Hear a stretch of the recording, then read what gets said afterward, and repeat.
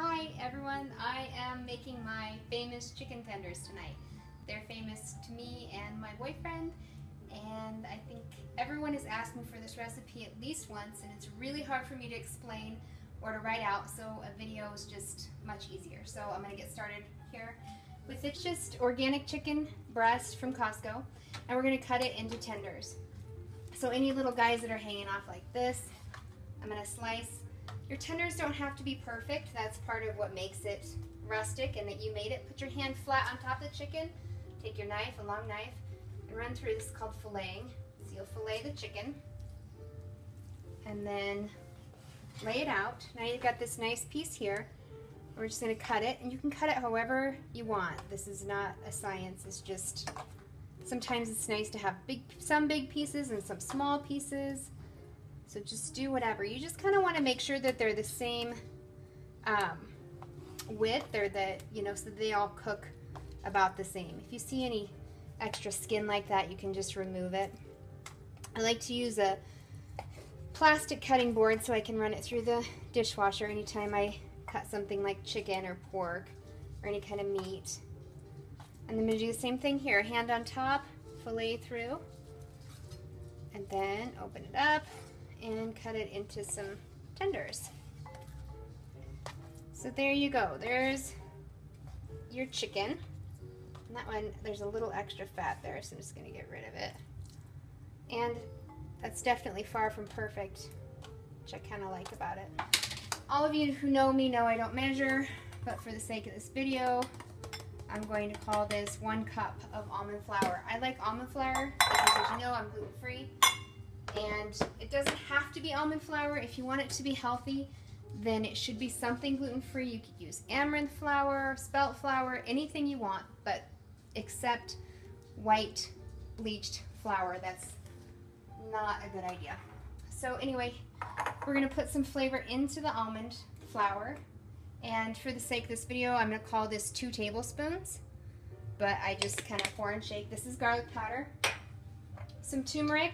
You guys probably all know about turmeric and why that's good for you, the anti-inflammatory properties. That's the main reason why I put it in here. I like to add it anywhere I can. Cayenne pepper. The capsaicin is good for us. Increases our metabolisms. Onion powder. A few shakes of that. If you want me to measure this, I would say a teaspoon of these 3 spices and about 2 tablespoons of the garlic powder. I go heavy on that. Some salt and some pepper. Doesn't have to be fresh ground. It doesn't have to be Himalayan rock salt, but Himalayan is more alkaline, so I like to use it versus kosher salt and never iodized table salt. Now we're just going to take it and stir it up. This is going to be our first layer of dredging. And the next thing we want to do is crack a couple of eggs into a bowl, usually 2. If they're really small eggs, you might need 3. Those will go in the compost here in a minute.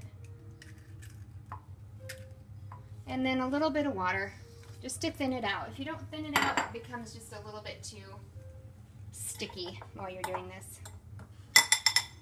Alright, I'm going to take those and whip them up. And then we're going to start to dredge our chicken. Make sure it's nice and whipped. The chicken I'm going to put on this pan while it sets. If you let it set for a few minutes, then the breading sticks to it better. That's just a little bit of coconut oil spray. You can use Pam or anything else. It's not important. And then we're just going to dredge our chicken. Make sure it's nice and covered. These are your spices, so this is really important. And then the next step is going to be into the egg wash and then into the Rice Krispie treats. So let's talk about the Rice Krispie treats real quick. They're not actually Rice Krispie treats. I found that real Rice Krispie treats have gluten. They have yeast extract in them. So I get these. They're brown rice crisps. They don't have to be this brand, just any brown rice crisps, and gluten-free, of course, if you are gluten-free. And I just put them in a baggie, 1-gallon baggie, and you can use anything you want to crush them up. I like my rolling pin, but I've also been known to use a bottle of red wine or this or anything else. You don't have to have anything special to do this. Whoops, you want to make sure it's closed. And crunch them up. This is usually Colin's job.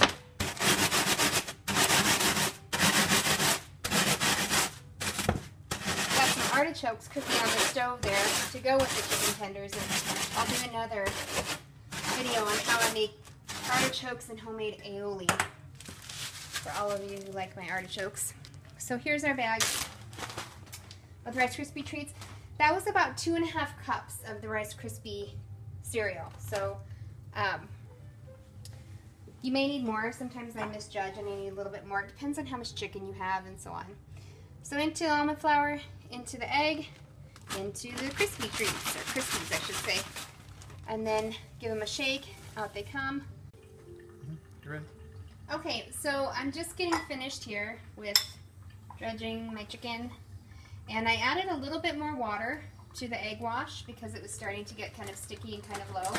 You can add another egg if you need to, or just add some more water.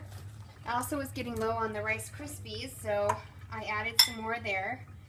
And I think in the beginning I said you should start out with 2.5 cups. I'm thinking maybe 3 cups, maybe even 3.5 would be better. I'm, as you might know if you know me, don't like to waste. I'm very much into not wasting, so I would rather have not enough and need to add more than I would have to throw a bunch of stuff away. So that's why I do it that way. Those are all ready to go. That's pretty much it. I will stop the video and then show you guys how to cook them next. Okay.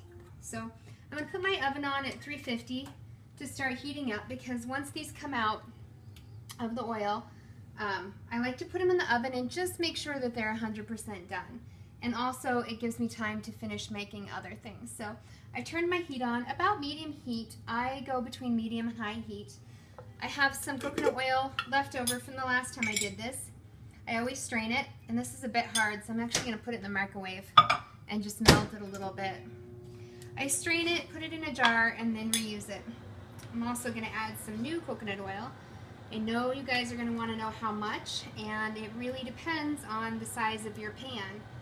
And I would say just scoop some oil into your pan and watch for it to be about a 1/2 inch of depth, whatever that means for your pan size.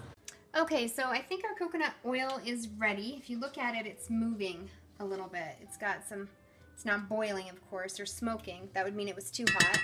It's been about 8 minutes, I would say. You can use one of these thermometers, get it to 350, between 350 and 375. I think it's a waste of time. You don't really need to do that. You can just take a little chicken strip, put it in, and if it sizzles, you're ready. If it doesn't sizzle, you're not ready.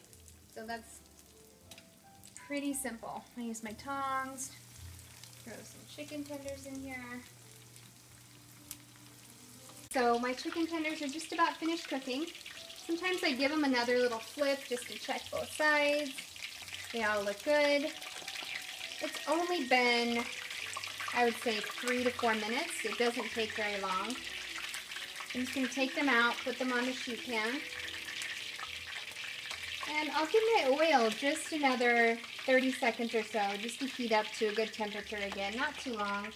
These ones, don't they look delicious, are going in the oven to wait until the rest of them are finished. I'm going to load in another batch here in a second.